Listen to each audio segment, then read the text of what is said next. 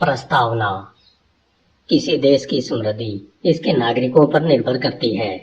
यह पुस्तक सफलता के बारे में है। सफलता का अर्थ है हमारे प्रयासों और योग्यताओं के फलस्वरूप मिलने वाली उपलब्धियां। हमारी सफलता की कुंजी है उचित तैयारी। हमारे काम हमारे विचारों जितने ही बुद्धिमत्तापूर्ण हो सकते हैं और हमारे विचार हमारे ज्ञान जितने ही बुद्धिमत्तापूर्ण हो सकते हैं।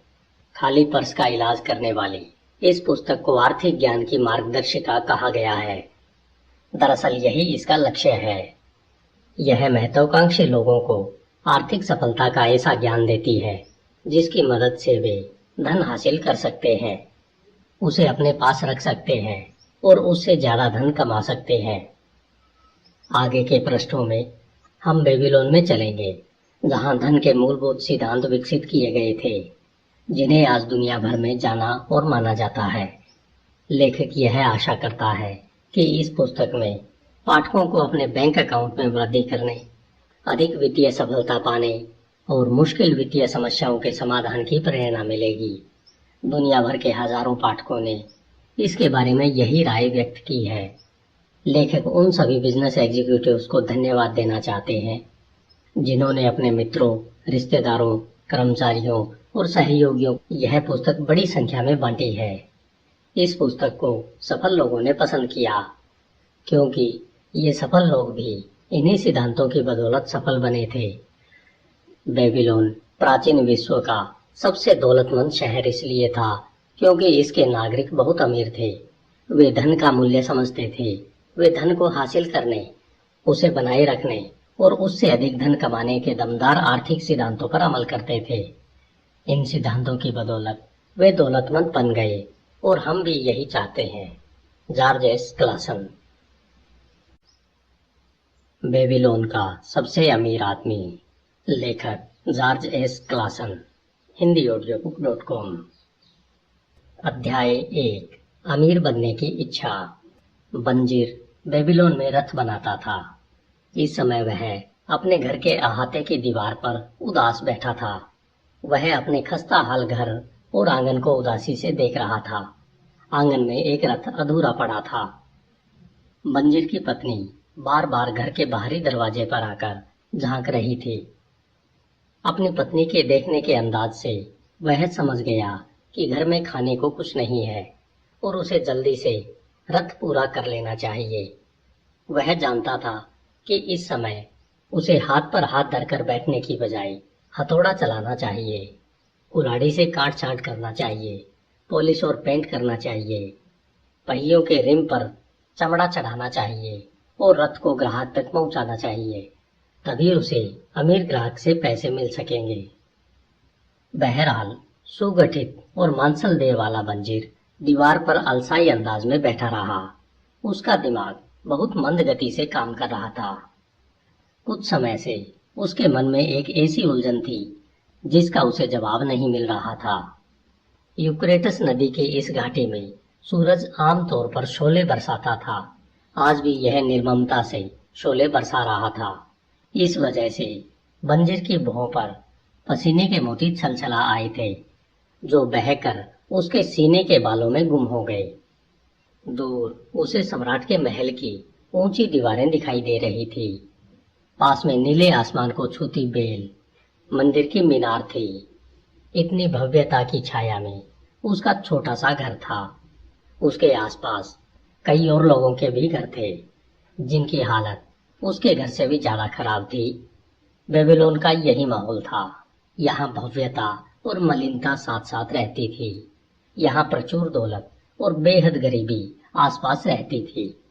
अमीर और गरीब दोनों तरह के लोग शहर की सुरक्षात्मक दीवारों के भीतर बिना किसी योजना या व्यवस्था के साथ साथ रहते थे। बंजीर के पीछे अमीरों के रथ शोर कर रहे थे ताकि जूते पहने व्यापारी और नंगे पैर चल रहे भिखारी रास्ते से हट जाएं। बहरहाल जब पानी लाने वाले गुलाम सड़क पर नजर आते थे तो उन्हें रास्ता देने के लिए अमीरों के रथ नालियों की तरफ हट जाते थे। वे ऐसा इसलिए करते थे क्योंकि वे गुलाम सम्राट का काम कर रहे थे।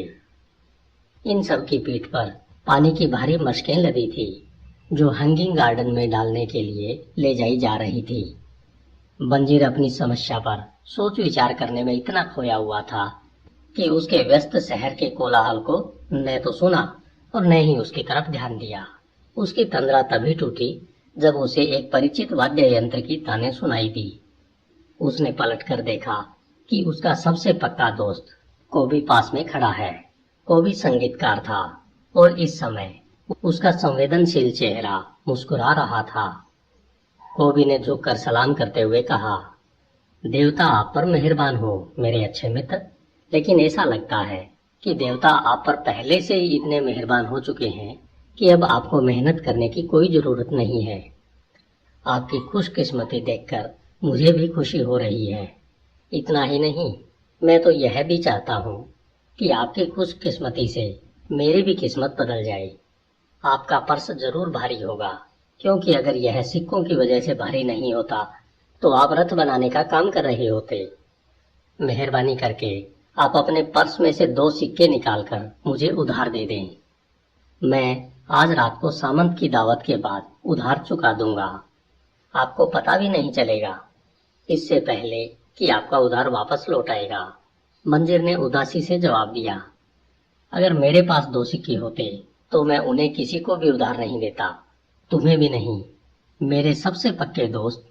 इसका कारण यह है कि वे 2 सिक्के मेरी जिंदगी भर की दौलत होते, मेरी पूरी दौलत। कोई भी अपनी पूरी दौलत किसी को उधार नहीं देता, भले ही वह उसका सबसे अच्छा दोस्त ही क्यों न हो। क्या? कोबी ने हैरान होकर कहा, तुम्हारे पर्स में एक भी सिक्का नहीं है? इसके बावजूद तुम दीवार पर बुत बने बैठे हो। उस रथ को पूरा क्यों नहीं करते? तुम्हारी तेज भूख को शांत करने के लिए भोजन कहाँ से आएगा? तुम ऐसे तो नहीं थे, तुम तो दिन रात मेहनत करते थे। क्या कोई चीज तुम्हें दुखी कर रही है? क्या देवताओं ने तुम पर कोई मुसीबत लाद दी है? यह मुसीबत जरूर देवताओं ने ही लादी होगी, बंजीर ने हामी भरते हुए कहा। सारा झमेला एक सपने से शुरू हुआ था। यह बेसिर पैर का सपना था। इसमें मैंने देखा कि मैं अमीर बन गया था। मेरे बेल्ट से खनखनाते सिक्कों से भरा पर्स लटक रहा था और मैं भिखारियों की तरफ लापरवाही से सिक्के उछालता जा रहा था।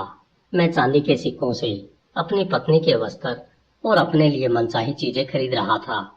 मेरे पास सोने के सिक्के भी थे, इसलिए मैं भविष्य को लेकर आश्वस्त था और मुझे चांदी के सिक्के खर्च करने में कोई डर नहीं लग रहा था।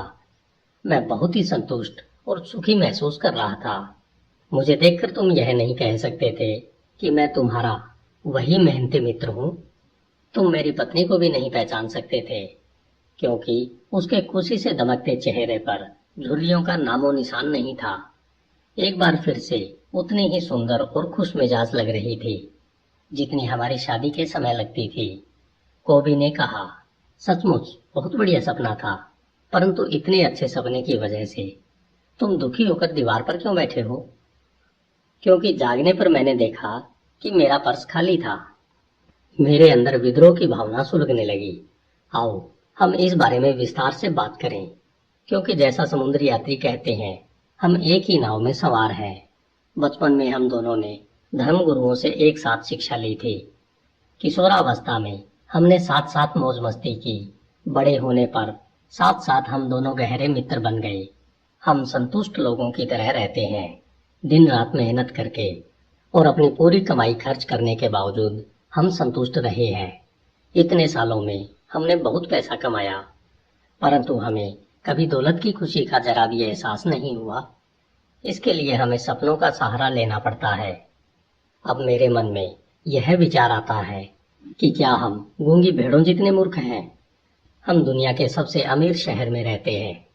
यात्री कहते हैं कि इतनी दौलत दुनिया में और कहीं नहीं है। हमारे आसपास बेशुमार दौलत बिखरी पड़ी है, परंतु हमारे पास कुछ भी नहीं है। मेरे प्यारे दोस्त, आधी जिंदगी कड़ी मेहनत करने के बाद भी तुम्हारा पर्स खाली है और तुम मुझसे कहते हो, मेहरबानी करके आप अपने पर्स में से 2 सिक्के निकालकर मुझे उधार दे दें। मैं आज रात को सामंत की दावत के बाद उधार चुका दूंगा। इसका मैं क्या जवाब देता हूँ?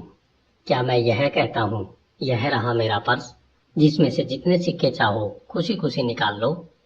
नहीं, इसके बजाय मैं यह कहता हूँ कि मेरा पर्स भी तुम्हारे पर्स की तरह ही खाली है। आखिर इसकी क्या वजह है? हमारे पास धन टिकता क्यों नहीं है? हम संपत्ति क्यों नहीं जोड़ पाते हैं? हम इतना ही क्यों कमा पाते हैं ताकि हम जिंदा रह सकें और हमारे भोजन तथा वस्त्रों की मूलभूत जरूरतें ही पूरी हो सकें? बंजीर ने कहा, और इस बारे में भी सोचो कि हमारे बेटे भी हमारे ही पदचिन्हों पर चल रहे हैं। क्या वे और उनके पुत्र भी इस सोने की नगरी में हमारी ही तरह गरीब रहेंगे? क्या उन्हें भी बकरी के दूध और दलिये से पेट भरना पड़ेगा? कोबी ने हैरान होकर कहा, बंजीर, हमारी दोस्ती को इतने साल हो चुके हैं, परंतु तुमने पहले तो कभी ऐसी बातें नहीं की। अब तक मैंने कभी इस तरह से नहीं सोचा था। सुबह होते ही मैं काम में जुट जाता था और अंधेरा होने तक जुटा रहता था। मैंने अपनी मेहनत से दुनिया के सबसे शानदार रथ तैयार किए। मुझे आशा थी कि मेरे बेहतरीन काम को देखकर देवता किसी दिन खुश होंगे और मुझे अमीर बनने का आशीर्वाद देंगे, परंतु देवताओं ने ऐसा कभी नहीं किया। अब मुझे यह एहसास हो चुका है कि वे ऐसा कभी नहीं करेंगे, इसलिए मेरा दिल उदास है। मैं अमीर बनना चाहता हूँ। मैं चाहता हूँ कि मेरे पास जमीन हो, मवेशी हो, सुंदर कपड़े हो और पैसों से भरा पर्स हो। इन चीजों को पाने के लिए मैं डटकर मेहनत करने को तैयार हूँ। इन चीजों को पाने के लिए मैं अपनी पूरी योग्यता और क्षमता से मेहनत करने को तैयार हूँ, परंतु मैं यह भी चाहता हूँ कि मेरी मेहनत का मुझे उचित पुरस्कार मिले। मैं एक बार फिर तुमसे पूछता हूँ, आखिर क्या बात है? दुनिया में इतनी सारी अच्छी चीजें हैं, परंतु वे हमें क्यों नहीं मिल सकती है? हमारे पास इतना पैसा क्यों नहीं है कि हम अपनी मनचाही चीजें खरीद सकें? कोबी ने जवाब दिया, काश मुझे इस सवाल का जवाब पता होता। मैं भी उतना ही असंतुष्ट हूँ जितने कि तुम। संगीत बजाकर मैं जितना भी कमाता हूँ तत्काल खर्च हो जाता है। मेरे परिवार को भूखों मरने की नौबत न आए, मुझे अक्सर इसकी योजना बनाना पड़ती है। मेरे दिल में एक प्रबल इच्छा बहुत समय से है। मैं एक ऐसा वाद्य यंत्र खरीदना चाहता हूँ जिससे मैं अपने मन में तैर रही संगीत की धुनों को सचमुच बाहर निकाल सकूं। ऐसा वाद्य यंत्र खरीदने के बाद मैं इतना बेहतरीन संगीत बजा सकता हूँ जो सम्राट ने भी कभी नहीं सुना होगा। इस तरह का वाद्य यंत्र तुम्हारे पास होना चाहिए। बेबीलोन में तुमसे ज्यादा मधुर संगीत कोई नहीं बजा सकता है। न सिर्फ सम्राट बल्कि देवता भी खुश होंगे, परंतु तुम उसे खरीदोगे कैसे? हम दोनों तो सम्राट के गुलामों जितने गरीब हैं। घंटी की आवाज सुन रहे हो? वह देखो, सम्राट के गुलाम आ गए हैं। उसने पसीना पसीना हो रहे अधनंगे पिस्तियों को देखा जो नदी से पानी ला रहे थे और संकरी सड़क पर बोझ लाद कर चल रहे थे। 5 गुलाम एक साथ चल रहे थे और हर एक की पीठ पर पानी की भारी मशक का बोझ लदा था। जो आदमी सबसे आगे चल रहा था उसका शरीर कितना सुगठित है। कोबी ने सबसे आगे घंटी लेकर चलने वाले व्यक्ति की तरफ इशारा किया जिसकी पीठ पर मशक नहीं थी। साफ नजर आता है कि वह अपने देश में प्रतिष्ठित आदमी रहा होगा। बंजीर ने सहमत होते हुए जवाब दिया, इन गुलामों में ज्यादातर लोग हमारी तरह हैं। लंबे और गोरे गुलाम उत्तरी देशों के हैं, हंसमुख ऐश्वेत दक्षिण के हैं और नाटे भूरे गुलाम आसपास के देशों के हैं। सभी गुलाम एक साथ नदी से बगीचे तक और बगीचे से नदी तक आते जाते हैं। ये लोग दिन भर साल भर यही काम करते हैं। उनके जीवन में सुख नहीं है, न ही सुख मिलने की जरा भी आशा है। वे भूसे के बिस्तर पर सोते हैं, घटिया अनाज का दलिया खाते हैं। बेचारे गुलामों पर तरस खाओ को भी। मुझे भी उन पर तरस आता है, परंतु तुम्हारी बातों से मैं समझ गया हूँ कि हमारी हालत भी उन्हीं जैसी है। हालांकि पहले मैं खुद को स्वतंत्र मानता था। यह सच है कोबी। हालांकि यह विचार सुखद नहीं है। हम यह नहीं चाहेंगे कि हम भी हर दिन हर साल गुलामों जैसी जिंदगी जिए, काम करना और काम करना, और इसके बाद भी कोई प्रगति कोई तरक्की नहीं होना। कोबी ने पूछा, क्या हम यह पता नहीं लगा सकते कि अमीर लोग अमीर कैसे बनते हैं? इसके बाद शायद हम भी उसी तरीके पर चलकर अमीर बन सकें। अगर कोई व्यक्ति दौलत का रहस्य जानता हो और वह हमें बता दे तो शायद हम भी उस रहस्य को सीख सकते हैं। बंजिर ने सोचते हुए जवाब दिया। कोबी ने सुझाव दिया, आज ही मुझे अपना पुराना मित्र अरकाद दिखा था। वह अपने सुनहरे रथ पर सवार था। उसने मुझे देखकर अनदेखा नहीं किया जिस तरह बाकी अमीर लोग करते हैं। इसके बजाय उसने अपना हाथ मेरी तरफ हिलाया ताकि सब लोग यह देख लें कि वह संगीतकार कोबी का मुस्कुराकर अभिवादन कर रहा है। बंजिर ने कहा, लोग कहते हैं कि अरकाद बेबीलोन का सबसे अमीर आदमी है। कोबी ने जवाब दिया, इतना अमीर कि सम्राट भी खजाने के लिए समय समय पर उसकी मदद लेता रहता है। बंजिर बीच में बोल पड़ा, इतना अमीर? अगर वह मुझे कहीं रात में अंधेरे में मिल जाए तो मुझे डर है कि मेरा हाथ उसके मोटे पर्स पर न चला जाए। कोबी ने झिड़कते हुए कहा, बकवास। इंसान की दौलत उसके पर्स में नहीं होती। अगर पर्स में लगातार धन न आए तो मोटे से मोटा पर्स भी जल्दी ही खाली हो जाएगा। अरकाद की आमदनी इतनी ज्यादा है कि वह कितना भी दिल खोलकर खर्च करे, उसका पर्स हमेशा भरा रहता है। आमदनी ही तो सबसे बड़ी बात है। बंजिर बोला, मैं चाहता हूँ कि मेरे पर्स में भी आमदनी आती रहे, भले ही मैं दीवार पर बैठा रहूं या दूर देशों की यात्रा करने चला जाऊं। अकरम को मालूम था कि आमदनी कैसे बढ़ाई जा सकती है। क्या तुम्हें लगता है कि वह मेरे जैसे मंदबुद्धि व्यक्ति को यह बात स्पष्टता से समझा सकता है? कोबी ने कहा, मैंने सुना है कि उसने अपने पुत्र नोमाजिर को यह ज्ञान दिया था। इसके बाद नोमाजिर निनेवा गया और अपने पिता की सहायता के बिना ही बहुत अमीर बन गया। कोबी, तुमने एक बहुत बेहतरीन विचार दिया है। बंजिर की आंखों में एक नई रोशनी चमकने लगी।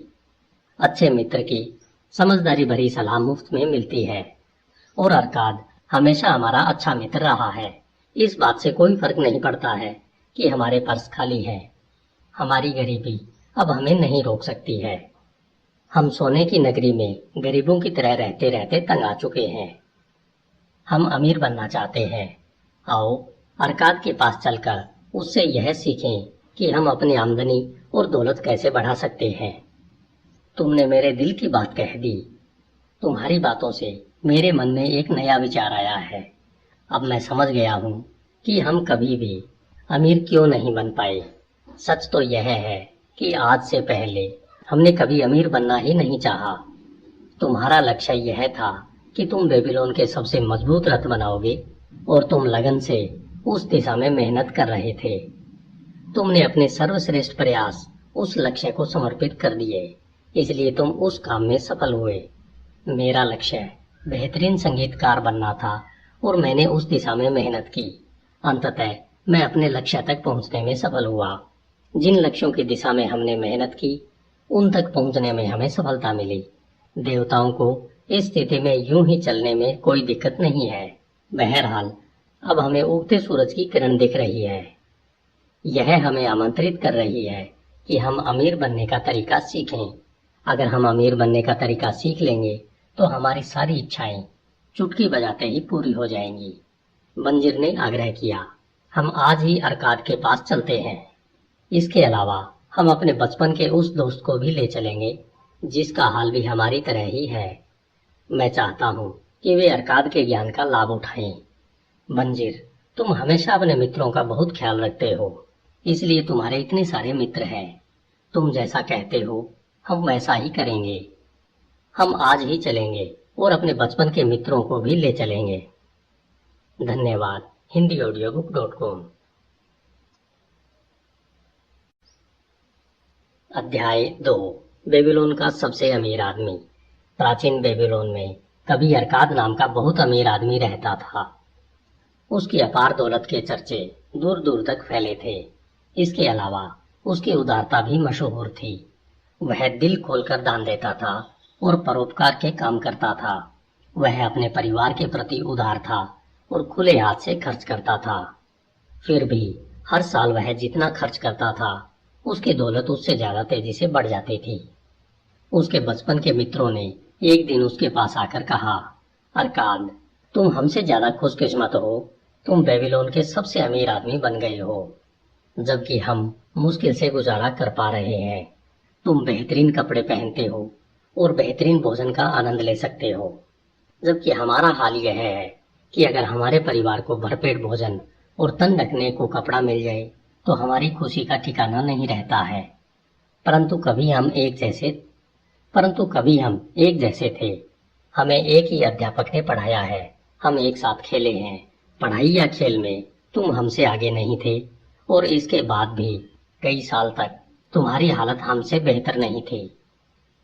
जहां तक हम जानते हैं तुमने हमसे ज्यादा कड़ी मेहनत भी नहीं की। फिर ऐसा क्यों है कि किस्मत तुम पर मेहरबान हो गई और उसने तुम्हें जिंदगी की सारी खुशियां दे दी, जबकि उसने हमें नजरअंदाज कर दिया। हालांकि हम भी तुम्हारे ही जितने हकदार थे। इस पर अरकाद ने कहा, अगर तुम लोगों को पैसे की दिक्कत आ रही है तो इसका कारण यह है कि या तो तुम दौलत इकट्ठी करने के नियमों को नहीं जान पाए हो या फिर तुम उसका पालन नहीं करते हो। किस्मत एक ऐसी दुष्ट देवी है जो किसी का भी स्थायी रूप से भला नहीं करती है। जिस पर भी यह बिना मेहनत के धन की बरसात कर देती है वह लगभग हमेशा बर्बाद हो जाता है। उसकी मेहरबानी के बाद इंसान बेतहाशा खर्च करने लगता है और कुछ ही समय में सारी दौलत गंवा बैठता है। दौलत तो चली जाती है परंतु उसके अंदर बहुत सी इच्छाओं की भूख बाकी रह जाती है जिन्हें संतुष्ट करने का अब उसके पास साधन नहीं है। जिन लोगों पर किस्मत मेहरबान होती है उनमें से कई कंजूस बन जाते हैं और अपनी दौलत को सेंध कर रखते हैं। वे खर्च करने से डरते हैं क्योंकि वे जानते हैं कि अगर उनकी दौलत चली गई तो इसके बाद उनमें दौलत कमाने की योग्यता नहीं है। इसके अलावा उन्हें चारों ओर डाकुओं का डर भी सताता है। इस तरह उनकी जिंदगी खोखली और कष्टकारी हो जाती है। शायद ऐसे लोग भी होंगे जो मेहनत के बिना कमाई दौलत को लेकर उसे बढ़ा लें और सुखी नागरिक के रूप में जीवन जिए, परंतु ऐसे लोग बहुत कम होंगे। मैंने आज तक ऐसे किसी व्यक्ति को नहीं देखा है। हालांकि मैंने इस बारे में कई अफवाहें जरूर सुनी है। अगर तुम लोगों को यकीन नहीं हो रहा हो तो अपनी जान पहचान के उन लोगों के बारे में सोचो जिन्हें विरासत में अचानक दौलत मिली थी। क्या ऐसा ही नहीं होता है? अकराद के मित्रों ने स्वीकार किया कि जिन लोगों को विरासत में दौलत मिली थी उनके बारे में यह सच था, परंतु मित्रों ने अरकाद से कहा कि वह अपनी दौलतमंद बनने की कहानी विस्तार से बताए। इसके जवाब में अरकाद बोला, अपनी जवानी में मैंने अपने चारों तरफ सुख और संतुष्टि देने वाली बहुत सी अच्छी चीजें देखी। इसके बाद मैंने यह भी देखा कि दौलत इन सब की शक्ति को बढ़ा देती है। दौलत में शक्ति होती है। दौलत हो तो बहुत सी चीजें संभव है। आप अपने घर को सबसे महंगे सामान से सजा सकते हैं। आप दूर देशों की यात्रा कर सकते हैं। आप दूर के देशों के जायकेदार व्यंजनों का स्वाद चख सकते हैं। आप सोनार और जौहरी से आभूषण खरीद सकते हैं। आप ईश्वर के भव्य मंदिर बनवा सकते हैं। आप ये सारे काम कर सकते हैं और इसके अलावा अनेक ऐसे काम कर सकते हैं जिनसे इंद्रियों का आनंद तथा आत्मा को सुख मिले।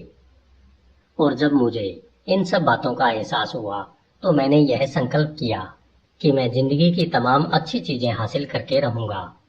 मैं उन लोगों जैसा नहीं बनूंगा जो दूर खड़े रहते हैं और सुखी लोगों से ईर्ष्या करते हैं।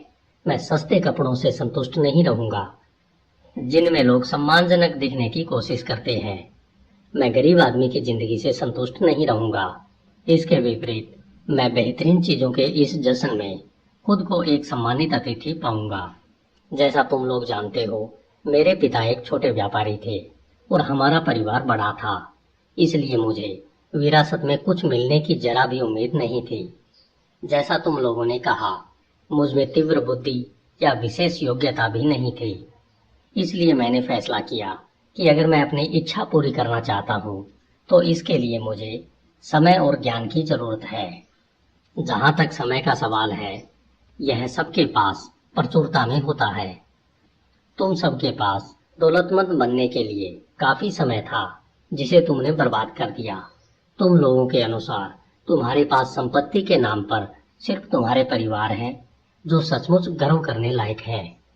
जहां तक ज्ञान का सवाल है, तुम्हें याद होगा हमारे बुद्धिमान अध्यापक ने हम सबको यह बताया था कि ज्ञान दो तरह का होता है। एक तरह का ज्ञान वह है जो हम सीखते और जानते हैं, और दूसरी तरह का ज्ञान यह प्रशिक्षण है कि हम उस चीज का पता कैसे लगाएं जिसे हम नहीं जानते हैं। इसलिए मैंने यह पता लगाने का फैसला किया कि दौलत का संग्रह कैसे किया जा सकता है। मैंने यह संकल्प किया कि इसका तरीका मालूम होते ही मैं दौलत का संग्रह करने में जुट जाऊंगा और इस काम को अच्छी तरह करूंगा। समझदारी इसी में है कि जब तक हम इस दुनिया में हैं तब तक जिंदगी का आनंद लें, क्योंकि इस दुनिया से जाने के बाद हमें पर्याप्त दुख मिलेंगे। मुझे रिकॉर्ड रूम में नकल नवीस का काम मिल गया। मैं हर दिन कई घंटों तक मिट्टी के टेबलेट्स पर मेहनत से लिखता रहा। महीनों मेहनत करने के बावजूद मैं दौलत के नाम पर कुछ भी इकट्ठा नहीं कर पाया। भोजन, कपड़े, देवताओं के प्रायश्चित और न जाने कितनी चीजों पर मेरी सारी कमाई खर्च हो जाती थी। लेकिन इसके बावजूद मेरा संकल्प कम नहीं हुआ। फिर एक दिन शाहूकार अल्केमिस्ट सिटी मास्टर के घर आए। उन्होंने नए नियम की नकल मांगी और मुझसे कहा, मुझे यह 2 दिन में चाहिए, और अगर यह काम उस समय तक पूरा हो गया तो मैं तुम्हें तांबे के 2 सिक्के दूंगा। मैंने मेहनत की, परंतु वह नियम लंबा था, और जब अल्केमिस्ट आए तो काम अधूरा पड़ा था। वे नाराज होकर बोले कि अगर मैं उनका गुलाम होता तो वे मेरी खाल उधेड़ लेते। बहरहाल मैं जानता था कि सिटी मास्टर उन्हें मुझ पर हाथ नहीं उठाने देंगे, इसलिए मुझे इस बात का डर नहीं था। मैंने उनसे कहा, अल्केमिस्ट, आप बहुत अमीर आदमी हैं, मुझे बताएं कि मैं भी अमीर कैसे बन सकता हूँ। अगर आप ऐसा करने का वायदा करें तो मैं सारी रात मृदा पत्र लिखूंगा और सूरज उगने तक आपका काम पूरा हो जाएगा।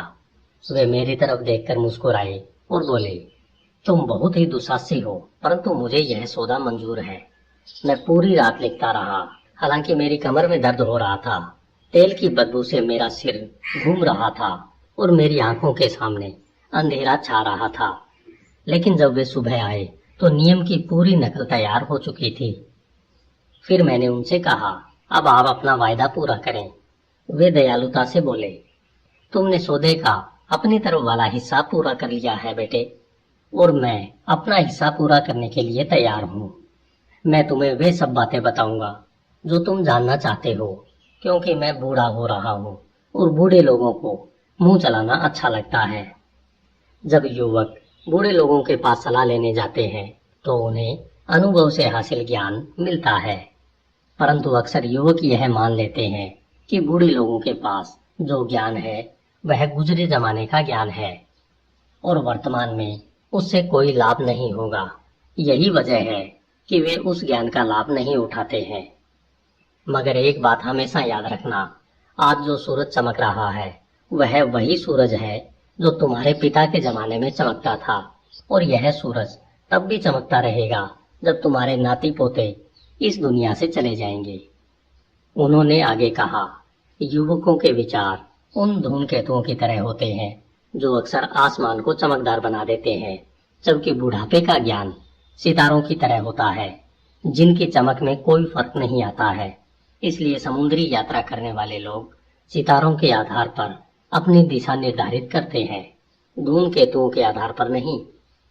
मेरे शब्दों को अच्छी तरह से गांठ बांध लो, क्योंकि अगर तुम मेरी बातों में छिपी सच्चाई को समझ नहीं पाओगे तो तुम्हें लगेगा कि तुम्हारी रात भर की मेहनत बेकार चली गई। फिर उन्होंने अपनी मोटी बाहों के नीचे से मुझ पर तीखी निगाह डाली। इसके बाद वे धीमे परंतु सशक्त लहजे में बोले, मैं दौलत की राह पर तब पहुंचा जब मैंने यह फैसला किया कि मैं अपनी कमाई का एक हिस्सा खुद रखूंगा। अगर तुम भी ऐसा ही करो तो तुम भी दौलत की राह पर पहुंच जाओगे। फिर वे मेरी तरफ पैनी निगाह से देखते रहे पर बोले कुछ नहीं। मैंने पूछा, बस इतना ही? उन्होंने जवाब दिया, भेड़ चराने वाले किशोर को साहूकार में बदलने के लिए बस इतना ही काफी था। मैंने पूछा, परंतु मैं जितना कमाता हूँ वह सब मैं ही तो रखता हूँ, क्या यह सच नहीं है? उन्होंने कहा, बिल्कुल नहीं है। क्या तुम दर्जी को पैसे नहीं देते हो? क्या तुम मोची को पैसे नहीं देते हो? क्या तुम भोजन पर खर्च नहीं करते हो? क्या तुम बेबीलोन में बिना खर्च किए जिंदा रह सकते हो? तुम्हारी पिछले महीने की कमाई कहाँ है? और पिछले साल की कमाई भी। मूर्ख, तुम बाकी सबको पैसे देते हो परंतु खुद को नहीं देते हो। बेवकूफ, तुम अपने लिए नहीं दूसरों के लिए मेहनत करते हो। इससे अच्छा तो यह है कि तुम गुलाम बन जाओ और मालिक तुम्हारी मेहनत के बदले में तुम्हें खाने तथा पहनने को दे दे। अगर तुम अपनी कमाई का 10वां हिस्सा अपने पास रखोगे तो तुम्हारे पास 10 साल में कितनी दौलत जमा हो जाएगी? मेरा गणित ठीक ठाक था, इसलिए मैंने तत्काल जवाब दिया, मेरी 1 साल की आमदनी के बराबर। वे बोले, तुम्हारी बात आधी सच है। देखो, तुम जो भी स्वर्ण मुद्रा बचाते हो वह तुम्हारी गुलाम बनकर तुम्हारे लिए काम करती है। यह स्वर्ण मुद्रा जितने भी तांबे के सिक्के कमाती है वे सब इसकी संतानें हैं और वे भी तुम्हारे लिए धन कमा सकते हैं। अगर तुम दौलतमंद बनना चाहते हो तो तुम्हें अपनी बचत का निवेश करना चाहिए ताकि तुम्हारी बचत और इसकी संतानें धन कमाएं और तुम्हें तुम्हारी मनचाही दौलत प्रदान करें। उन्होंने आगे कहा, तुम्हें शायद यह लग रहा होगा कि मैं तुम्हारी रात भर की मेहनत के बदले में तुम्हें गलत सलाह दे रहा हूँ, परंतु यकीन करो मैं तुम्हें 1000 गुना ज्यादा भुगतान कर रहा हूँ, बशर्ते तुम में मेरी बातों के पीछे छिपी सच्चाई को समझने की बुद्धि हो। अपनी कमाई का एक हिस्सा खुद रखो, चाहे तुम्हारी कमाई कितनी ही क्यों न हो। तुम्हें इसके 10वें हिस्से यानी 10% से कम नहीं बचाना चाहिए। तुम इससे जितना ज्यादा बचा सकते हो बचा लो। सबसे पहले खुद को भुगतान करो। बची हुई कमाई में अपना खर्च चलाओ। दर्जी और मोची से इतना सामान मत खरीदो कि तुम अपनी बची हुई आमदनी में से उसका भुगतान न कर पाओ। इसके अलावा तुम्हें बची हुई कमाई में से ही भोजन, परोपकार और ईश्वर के प्रायश्चित के लिए भी खर्च करना होगा। पेड़ की तरह ही दौलत भी एक छोटे से बीज से उगती है। तुम्हारे द्वारा बचाया गया तांबे का पहला सिक्का वह बीज है जिससे तुम्हारी दौलत का पेड़ उगेगा। जितनी जल्दी तुम यह बीज बो दोगे पेड़ उतनी ही जल्दी उगेगा। तुम जितनी निष्ठा और निरंतरता से उस पेड़ में अपनी बचत का पानी सींचोगे उतनी ही जल्दी तुम उसकी छांव के नीचे आराम कर सकोगे। यह कहकर उन्होंने अपने मर्दा पत्र उठाए और चले गए। मैंने उनकी सलाह पर काफी समय तक विचार किया और वह मुझे तर्कपूर्ण लगी, इसलिए मैंने उस पर अमल करने का फैसला किया। जब भी मैं कुछ कमाता था तो तांबे के 10 सिक्कों में से एक निकालकर अलग रख देता था। और अजीब बात यह थी कि मुझे खर्च चलाने में पहले से ज्यादा दिक्कत नहीं हुई। मुझे कोई फर्क महसूस नहीं हुआ था और मैं अपनी आमदनी के 10वें हिस्से के बिना ही गुजारा करने लगा। धीरे धीरे मेरी बचत का आकार बढ़ने लगा। अपनी बढ़ती बचत को देखकर मेरा मन ललचाता था कि मैं इसे खर्च करके व्यापारियों से अच्छी अच्छी चीजें खरीद लूं जो ऊंटों और जहाजों से फिनिशियंस के देश से आती है। परंतु मैंने समझदारी से काम लिया और ऐसा नहीं किया। 1 साल बाद अल्केमिस्ट दोबारा आए और उन्होंने मुझसे पूछा, बेटे, तुमने पिछले साल जितना कमाया है क्या तुमने उसका कम से कम 10वां हिस्सा अपने लिए बचाया है? मैंने गर्व से जवाब दिया, हाँ, मैंने ऐसा ही किया है। उन्होंने मुस्कुराकर कहा, यह तो बहुत अच्छी बात है। और तुमने उस पैसे का क्या किया? मैंने इसे ईंट बनाने वाले अजमर को दे दिया, जिसने मुझसे कहा था कि वह दूर देशों की यात्रा करने जा रहा है और वह टायर से मेरे लिए फिनिशियनिया के दुर्लभ रत्न खरीद लाएगा। उसके लौटने के बाद हम उन रत्नों को ज्यादा कीमत पर बेचकर मुनाफा कमाएंगे और मुनाफे को आपस में बांट लेंगे। वे गुर्राकर बोले, हर मूर्ख अपनी ही गलती से सीखता है, परंतु तुमने रत्नों के बारे में ईंट बनाने वाले पर भरोसा क्यों किया? क्या तुम ब्रेड बनाने वाले से ज्योतिष की भविष्यवाणी पूछते हो? नहीं, अगर तुम में जरा भी बुद्धि है तो तुम इसके लिए ज्योतिषी के पास जाते हो। तुम्हारी पूरी बचत अब चली गई है। बेटे, तुमने अपनी दौलत के पेड़ को जड़ से उखाड़ दिया है, परंतु तुम इसे दोबारा बो सकते हो। दोबारा कोशिश करो और अगली बार अगर तुम्हें रत्नों के बारे में सलाह की जरूरत हो तो जोहरी के पास जाना। अगर तुम्हें भेड़ों के बारे में सच्चाई जानना हो तो गडरिये के पास जाना। सलाह एक ऐसी चीज है जिसे लोग मुफ्त में बांटते हैं, परंतु इस बारे में सतर्क रहने की जरूरत है। वही सलाह मानो जो मानने योग्य हो। जो व्यक्ति अपनी बचत के बारे में अनुभवहीन व्यक्तियों से सलाह लेता है वह गलत सलाह के कारण अपनी बचत गंवा देता है। इतना कहकर वे चले गए और जैसा उन्होंने कहा था वैसा ही हुआ, क्योंकि बदमाश फिनिशियन ने अजमर को रत्नों की तरह दिखने वाले कांच के सस्ते टुकड़े पकड़ा दिए। परंतु जैसा अल्गेमिश ने मुझसे कहा था, मैंने दोबारा अपनी कमाई का 10वां हिस्सा बचाया। अब मेरी बचत करने की आदत पड़ चुकी थी, इसलिए यह काम मुश्किल नहीं था। 1 साल बाद अल्गेमिश फिर से नकल नवीशों के कमरे में आए और मुझसे पूछने लगे, हमारे पिछली मुलाकात के बाद तुमने कितनी तरक्की कर ली है? मैंने जवाब दिया, मैंने खुद को भुगतान किया है और अपनी आमदनी का 10वां हिस्सा बचाया है। मैंने अपनी बचत ढाल बनाने वाले अगर को कांसा खरीदने के लिए दे दी है। वह मुझे हर चौथे महीने ब्याज देता है। यह तुमने अच्छा किया, परंतु यह तो बताओ तुम उस ब्याज का क्या करते हो? मैं उससे बेहतरीन जश्न मनाता हूँ। मैं शहद, बेहतरीन शराब और केक का लुत्फ उठाता हूँ। मैंने एक लाल जैकेट भी खरीद ली है और जल्दी ही मैं सवारी करने के लिए एक खच्चर भी खरीदने वाला हूँ। इस पर अल्गेमिश हंसे, तुम अपनी बचत की संतानों को खा रहे हो? फिर तुम यह उम्मीद कैसे कर सकते हो कि वे तुम्हारे लिए काम करेंगी? और फिर उनकी संतानें कैसे होंगी जो तुम्हारे लिए काम कर सकें? सबसे पहले सिक्कों के गुलामों की सेना बनाओ, इसके बाद तुम बिना पछताए बेहतरीन जश्न मना सकते हो। इतना कहकर वे चले गए। इसके बाद मैंने उन्हें 2 साल बाद देखा। बुढ़ापे के कारण उनके चेहरे पर चुर्रियां पड़ चुकी थी और उनके कंधे झुक गए थे। उन्होंने मुझसे पूछा, अरकान, क्या तुम्हें वह दौलत मिल चुकी है जिसका तुमने सपना देखा था?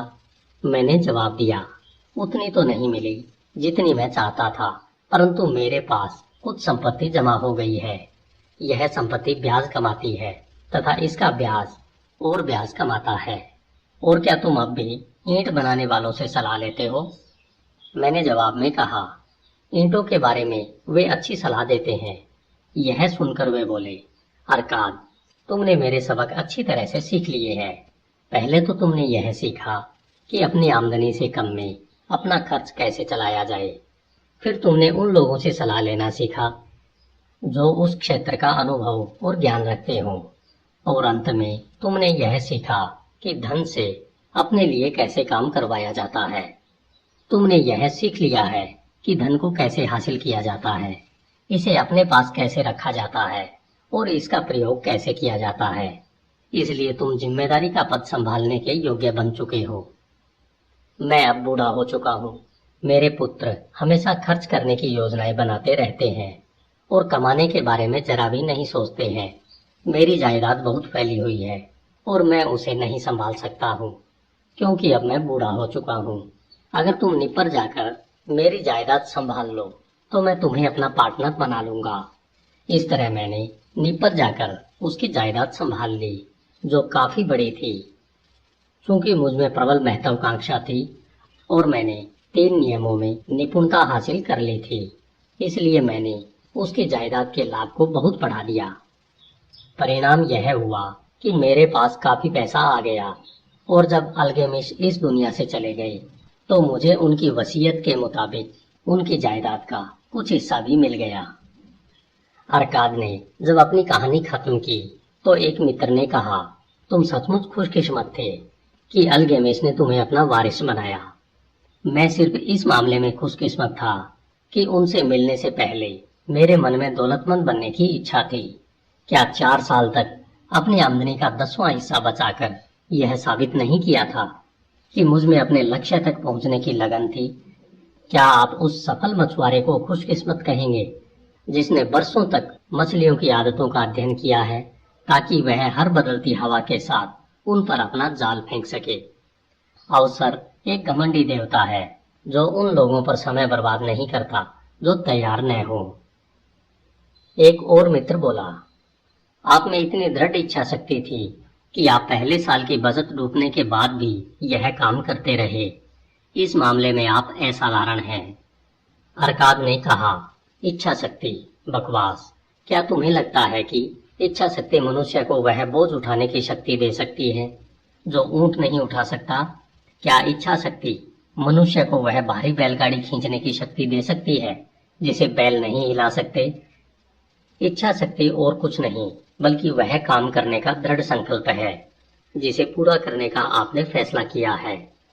अगर मैंने कोई काम करने का फैसला किया है तो चाहे वह कितना ही छोटा क्यों न हो, मैं उसे पूरा करता हूँ, वरना मुझ में महत्वपूर्ण काम करने के लिए आत्मविश्वास कैसे आएगा। अगर मैं खुद से यह कहूँ, शहर जाने वाले पुल को पार करते समय मैं 100 दिन तक हर दिन सड़क से एक कंकड़ उठाकर नदी में डालूंगा, तो मैं ऐसा हर दिन करूंगा। अगर 7वें दिन पुल पार करते समय मैं कंकड़ डालना भूल जाऊं, तो मैं लौटकर यह नहीं कहूंगा, कल मैं 2 कंकड़ डाल दूंगा, इससे कोई फर्क नहीं पड़ेगा। नहीं, मैं दोबारा पुल तक जाऊंगा और कंकड़ डालूंगा। न ही 20वें दिन मैं खुद से यह कहूंगा, अरकाद, यह बेकार का काम है, हर दिन एक कंकड़ डालने से क्या फायदा होगा। इससे अच्छा तो यह है कि मुट्ठी भर कंकड़ उठाकर नदी में एक साथ डाल दो और इस झंझट को खत्म करो। नहीं, मैं ऐसा नहीं कहूंगा, मैं ऐसा नहीं करूंगा। जब मैं किसी काम को करने का फैसला करता हूँ तो मैं उसे पूरा करके ही दम लेता हूँ। इसलिए मैं इस बात का ध्यान रखता हूँ कि मैं कठिन और अव्यावहारिक काम शुरू न करूँ, क्योंकि मुझे फुर्सत में रहना और आराम करना पसंद है। फिर एक मित्र और बोला, आपकी बातें तर्कपूर्ण है और अगर ये सच है तो यह काम बहुत आसान है। अगर सब लोग ऐसा ही करने लगे तो फिर दौलत इस हाथ से उस हाथ तक कैसे पहुंच पाएगी। अरकाद ने जवाब दिया, जहां भी मनुष्य श्रम करते हैं वहां दौलत बढ़ती है। अगर कोई अमीर आदमी एक नया महल बनाता है तो क्या उसका खर्च किया हुआ पैसा गायब हो जाता है? नहीं, ईंट वाले को इसका एक हिस्सा मिलता है, मजदूरों को इसका एक हिस्सा मिलता है, कारीगर को एक हिस्सा मिलता है। जो भी उस महल को बनाने में मेहनत करता है उसे उस धन में से हिस्सा मिलता है। और जब महल बनकर तैयार हो जाता है तो क्या यह इसकी लागत जितना मूल्यवान नहीं होता है? क्या महल बनने के कारण उस भूमि का मूल्य नहीं बढ़ जाता है जिस पर वह बना हो? और क्या महल बनने के कारण इसके आसपास वाली भूमि की कीमत नहीं बढ़ जाती है? दौलत जादुई तरीके से बढ़ती है, कोई भी व्यक्ति इसकी सीमा की भविष्यवाणी नहीं कर सकता। फिनिशियंस के समुद्री जहाज दूसरे देशों के व्यापार से जो धन कमा कर लाते हैं, क्या उस धन से वीरान समुद्री तटों पर बड़े शहर नहीं बना दिए हैं? एक और मित्र ने पूछा, तो फिर आप हमें अमीर बनने के लिए क्या करने की सलाह देते हैं? हमारे बहुत साल बर्बाद हो चुके हैं, हमारी जवानी चली गई है और हमारे पास बचत के नाम पर कुछ भी नहीं है।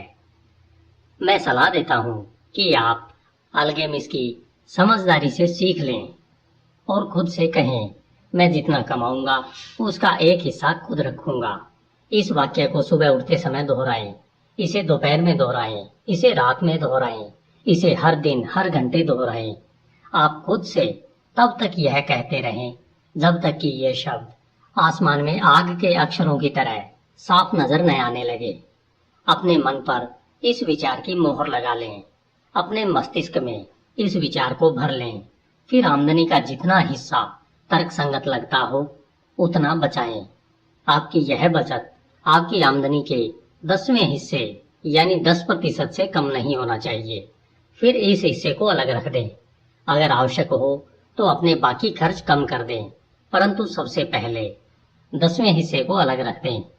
जल्दी ही आप खुद को एक ऐसे खजाने का स्वामी पाएंगे जिस पर सिर्फ आपका हक होगा। इससे आपको बहुत सुख मिलेगा। जब आपका खजाना बढ़ेगा तो इससे आपको प्रेरणा मिलेगी। जिंदगी का एक नया आनंद आपको रोमांचित करेगा। फिर आप ज्यादा कमाने के लिए ज्यादा कोशिश करेंगे, क्योंकि आपकी आमदनी जितनी बढ़ेगी आपकी बचत भी उतनी ही बढ़ेगी।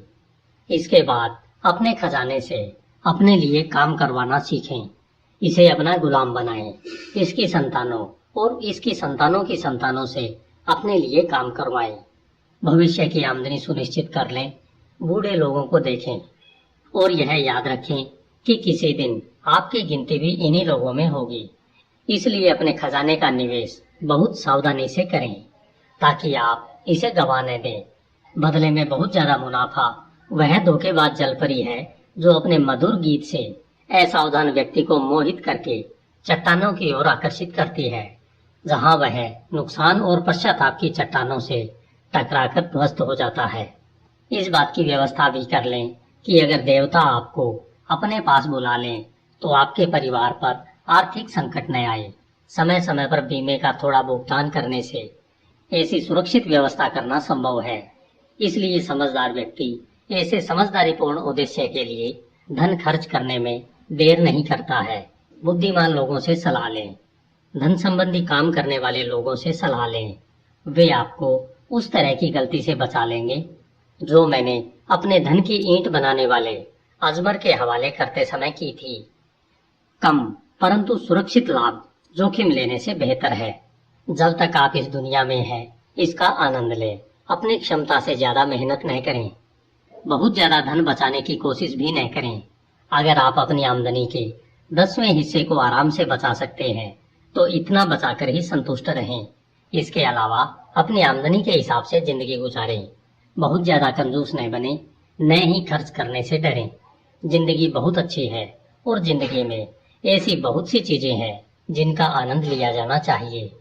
अरकाद के मित्रों ने उसे धन्यवाद देकर उससे विदा ली। लौटते समय कुछ मित्र तो खामोश थे, क्योंकि उनमें कल्पना शक्ति नहीं थी और वे अरकाद की बातों का पूरा मतलब नहीं समझ पाए थे। कुछ आलोचना कर रहे थे, क्योंकि वे सोच रहे थे कि इतने अमीर आदमी को अपनी दौलत का कुछ हिस्सा अपने गरीब दोस्तों में बांट देना चाहिए। परंतु कुछ की आंखों में एक नई चमक थी। वे जानते थे कि अल्गेमिश हर बार नकल नविशों के कमरे में लौटा था, क्योंकि वह अरकाद को अंधकार से निकालकर प्रकाश की ओर जाते देख रहा था। जब अरकाद को ज्ञान का प्रकाश मिल गया तो एक अवसर, एक पद उसका इंतजार कर रहा था। कोई भी उस जगह को नहीं भर सकता था जब तक कि वह अपने ज्ञान को बढ़ा न ले और अवसर के लिए तैयार न हो। बाद वाले लोग कई सालों तक अरकाद से बार बार मिलने गए, जिसने खुशी से उनका स्वागत किया। उसने उन्हें काफी समझदारी भरी सलाह दी, जैसा अनुभवी लोग हमेशा खुशी खुशी करते हैं, और उसने उनकी बचत के निवेश में मदद भी की ताकि उन्हें सुरक्षित ब्याज मिल सके और उनका मूलधन सुरक्षित रहे, या वे ऐसे निवेशों में न उलझ जाएं जिनमें उन्हें कोई लाभ न हो। इन लोगों की जिंदगी में बदलाव का क्षण उस दिन आया जब उन्हें उस सत्य का एहसास हुआ जो अल्केमिस्ट से अरकाद ने और अरकाद से उन्होंने सीखा था। अपनी आमदनी का 10वां हिस्सा खुद के लिए बचाकर अलग रखें। धन्यवाद। HindiAudiobook.com। अध्याय 3। खाली पर्स के 7 इलाज। बेबीलोन बहुत ही प्रसिद्ध शहर था। इतने युगों बाद भी वह दुनिया के सबसे समृद्ध शहर के रूप में मशहूर है, जिसका खजाना हमेशा भरा रहता था। परंतु हमेशा से ऐसा नहीं था। बेबीलोन की अमीरी का कारण यह था कि इसके नागरिक बुद्धिमान थे। उन्होंने अमीर बनने का फार्मूला सीख लिया था। जब सम्राट सारगन अपने शत्रुओं को पराजित करने के बाद बेबीलोन लौटा तो उन्हें एक गंभीर स्थिति का सामना करना पड़ा। उनके वजीर ने उन्हें बताया, महामहिम ने सिंचाई के लिए बड़ी नहरें और पूजा अर्चना के लिए ऊंचे मंदिर बनवाए, जिस वजह से प्रजाजन कई साल तक समृद्ध रहे। परंतु अब ये काम पूरे हो गए हैं, इसलिए ज्यादातर नागरिक अपनी गुजर बसर नहीं कर पा रहे हैं। मजदूर बेरोजगार हैं, व्यापारियों की ग्राहकी बहुत कम हो गई है, किसानों की फसल नहीं बिक रही है, लोगों के पास सामान खरीदने के लिए पर्याप्त धन नहीं है। राजा ने पूछा, हमने नहर और मंदिर बनवाने में इतना सारा धन खर्च किया था, आखिर वह धन गया कहाँ? वजीर ने कहा, महाराज, वह धन हमारे शहर के मुट्ठी भर अमीर लोगों के पास चला गया है। वह धन हमारे अधिकांश नागरिकों की उंगलियों में से उसी तरह फिसल गया जिस तरह बकरी का दूध छलनी में से फिसल जाता है। क्योंकि अब धन की नदियां बहना बंद हो गई है, इसलिए ज्यादातर लोगों की आमदनी भी खत्म हो गई है। सम्राट कुछ समय तक सोचते रहे, फिर उन्होंने पूछा, इतना सारा धन मुट्ठी भर लोगों के पास कैसे चला गया? वजीर ने जवाब दिया, क्योंकि वे इसका तरीका जानते थे। हम सफल लोगों की इस कारण निंदा नहीं कर सकते, क्योंकि वे सफल होने का तरीका जानते हैं। इसके अलावा यह भी उचित नहीं होगा कि वैध रूप से कमाए धन को जबरदस्ती छीनकर कम योग्य व्यक्तियों में बांट दिया जाए। सम्राट ने पूछा, सब लोग यह क्यों नहीं सीखते कि धन इकट्ठा कैसे किया जाता है ताकि मेरे शहर का हर आदमी अमीर बन जाए? क्या यह संभव नहीं है? बिल्कुल संभव है महाराज, परंतु उन्हें सिखाएगा कौन? पुरोहित और पुजारी तो निश्चित रूप से ऐसा नहीं कर सकते, क्योंकि उन्हें धन कमाने के बारे में रत्ती भर भी ज्ञान नहीं है।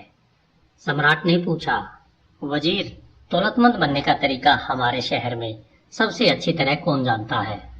आपके सवाल में ही जवाब छिपा है महाराज। बेबीलोन में सबसे ज्यादा दौलत किसके पास है? मेरे काबिल वजीर, तुमने बहुत अच्छी बात कही है।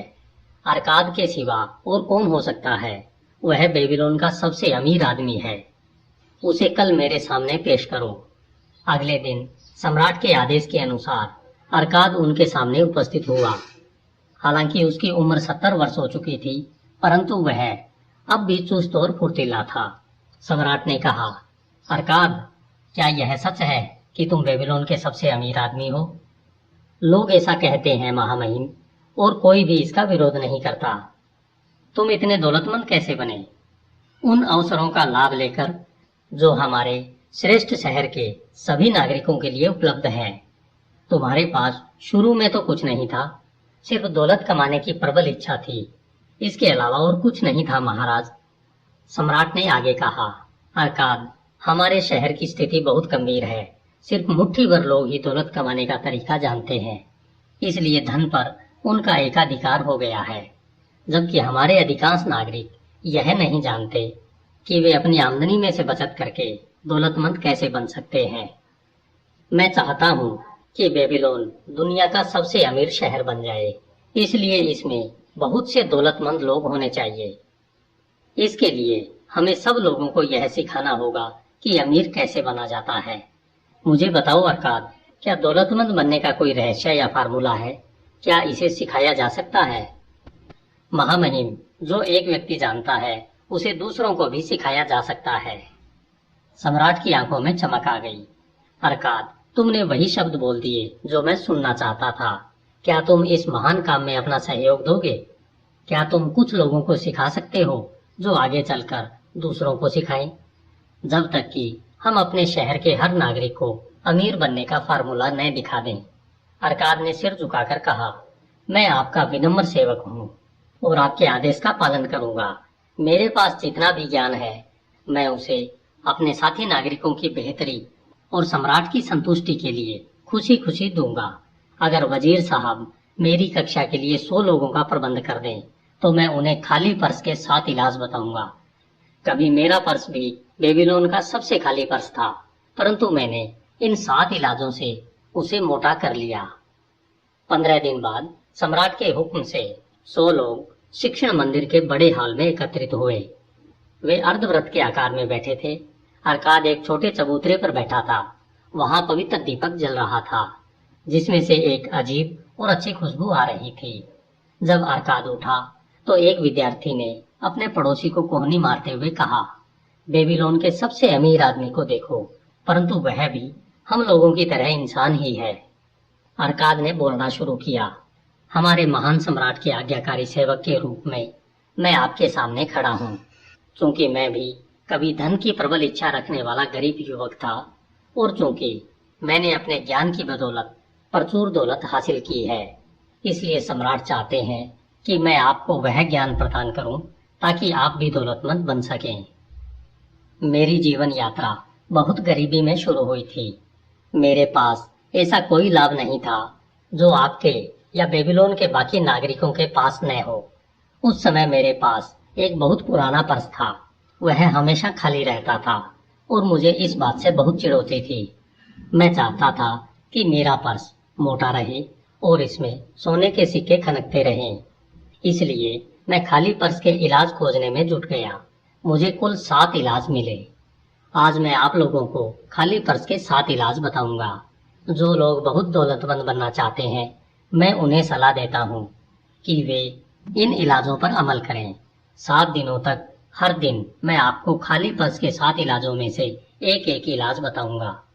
मेरी बातों को ध्यान से सुनें, मेरे साथ बहस करें, आपस में चर्चा करें, ये सबक अच्छी तरह से सीख लें ताकि आप भी अपने पर्स में दौलत का बीज बो सकें। सबसे पहले तो आपको इस ज्ञान से लाभ उठाकर दौलतमंद बनना होगा। इसके बाद ही आप इस काबिल बनेंगे कि आप ये सबक दूसरों को सिखा सकें। मैं आपको पर्स मोटा करने के आसान तरीके सिखाऊंगा। यह दौलत के मंदिर की पहली सीढ़ी है। कोई भी आदमी बाकी सीढ़ियां तब तक नहीं चढ़ सकता जब तक वह इस पहली सीढ़ी पर दृढ़ता से अपने कदम न रख लें। अब हम पहले इलाज पर विचार करते हैं। पहला इलाज, अपने पर्स को मोटा करना शुरू करें। अरकाद ने दूसरी पंक्ति में बैठे एक विचार मग्न व्यक्ति से पूछा, मेरे प्रिय मित्र, आप क्या कहते हैं? उस आदमी ने जवाब दिया, मैं एक नकल नवीस हूँ और मृदा पत्रों पर रिकॉर्ड लिखता हूँ। मैंने भी यहीं से शुरुआत की थी, इसलिए आपके पास भी दौलतमंद बनने का उतना ही अवसर है जितना मेरे पास था। फिर अरकाद ने पीछे की तरफ बैठे एक लाल चेहरे वाले आदमी से पूछा, आप अपनी आजीविका कैसे कमाते हैं? उस आदमी ने जवाब दिया, मैं मांस बेचता हूँ। मैं किसानों से बकरियां खरीदकर उन्हें ज़िबह करता हूँ और फिर उनका मांस गृहिणियों को तथा उनकी खाल जूते बनाने वालों को बेचता हूँ। क्योंकि आप भी मेहनत करके कमाते हैं, इसलिए आपके पास भी सफल होने का उतना ही अवसर है जितना मेरे पास था। इस तरह अरकाद ने यह पता लगाया कि हर आदमी कौन सा काम करके अपनी आजीविका कमाता है। सब लोगों से सवाल पूछने के बाद उसने कहा, अब मेरे विद्यार्थियों, आप देख सकते हैं कि ऐसे बहुत से काम और श्रम होते हैं जिनसे इंसान धन कमा सकता है। कमाई का हर तरीका धन की नदी की तरह है। काम करने वाला अपनी मेहनत से उस नदी का रुख अपने पर्स की तरफ मोड़ लेता है। इसलिए आपके पर्स में आपकी योग्यता के अनुसार धन की छोटी या बड़ी धारा बहती है। क्या यह सच नहीं है? सब लोगों ने कहा कि यह सच है। अरकाद ने कहा, अगर आप दौलतमंद बनना चाहते हैं तो क्या यह समझदारीपूर्ण नहीं है कि आप दौलत के उस स्रोत का उपयोग करना शुरू करें जिसे आपने पहले से स्थापित कर रखा है। इस पर भी वे सहमत हो गए। फिर अरकाद अंडों के एक गरीब व्यापारी की ओर मुड़ा। अरकाद ने उनसे पूछा, अगर आप किसी डलिया में हर सुबह 10 अंडे रखें और हर शाम को उनमें से 9 अंडे निकालें तो कुछ समय बाद क्या होगा? कुछ समय बाद वह डलिया पूरी भर जाएगी। क्यों? क्योंकि मैं हर दिन उसमें जितने अंडे डालता हूँ उससे एक अंडा कम निकालता हूँ। अरकाद मुस्कुराते हुए कक्षा की ओर मुड़े। क्या आप में से किसी का पर्स खाली है? वे लोग पहले तो खिसियाकर हंसे, फिर उन्होंने मजाक में अपने खाली पर्स लहराकर अरकाद को दिखाए। अरकाद आगे बोला, ठीक है, अब मैं आपको खाली पर्स का पहला इलाज बताता हूँ। आप वही करें जिसका सुझाव मैंने अंडे के व्यापारी को दिया था। अपने पर्स में डाले गए 10 सिक्कों में से सिर्फ 9 सिक्के बाहर निकालें। जब आप अपनी सिर्फ 90% आमदनी को ही खर्च करेंगे तो जल्दी ही आपका पर्स मोटा होने लगेगा। पर्स भारी होने से आपको अच्छा लगेगा और आपके कलेजे को ठंडक पहुंचेगी। यह सबक बहुत ही साधारण लगता है, परंतु साधारण होने के कारण मेरी कही बात को हल्केपन से न लें। सत्य हमेशा साधारण होता है। मैं आपको बताऊंगा कि मैंने दौलत कैसे इकट्ठी की। मैंने भी इसी तरह शुरुआत की थी। पहले मेरा पर्स भी हमेशा खाली रहता था और मैं इसे कोसा करता था, क्योंकि इसमें मेरी इच्छाओं को संतुष्ट करने के लिए धन नहीं रहता था।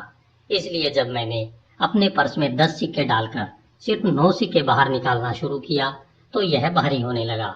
इस उपाय पर चलने से आपका पर्स भी भारी हो जाएगा। अब मैं आपको एक विचित्र सत्य सुनाता हूँ जिसका कारण मैं नहीं जानता हूँ। जब मैंने खर्च के लिए सिर्फ 90% आमदनी रखी तब भी मेरा खर्च उतनी ही अच्छी तरह से चलता रहा। मैं पहले जितनी कड़की में रहता था लगभग उतनी ही कड़की में रहा। इसके अलावा कुछ समय बाद धन मेरे पास पहले से ज्यादा आसानी से आने लगा। निश्चित रूप से यह देवताओं का नियम है कि जो व्यक्ति अपनी आमदनी का एक निश्चित हिस्सा बचा कर रखता है और उसे खर्च नहीं करता है, उसके पास धन ज्यादा आसानी से आता है। इसी तरह यह भी सही है कि धन खाली पर्स वाले पर मेहरबान नहीं होता है। आप किस चीज को पाने के ज्यादा इच्छुक हैं? क्या आपके लिए रोजमर्रा की तात्कालिक इच्छाओं की संतुष्टि ज्यादा महत्वपूर्ण है? आभूषण, वस्त्र, सजावट की चीजें, बेहतरीन व्यंजन, ये चीजें जल्दी ही चली जाती है और भुला दी जाती है। या फिर आपके लिए दूरगामी इच्छाएं ज्यादा महत्वपूर्ण है। विशाल जायदाद, स्वर्ण, भूमि, मवेशी, व्यापार,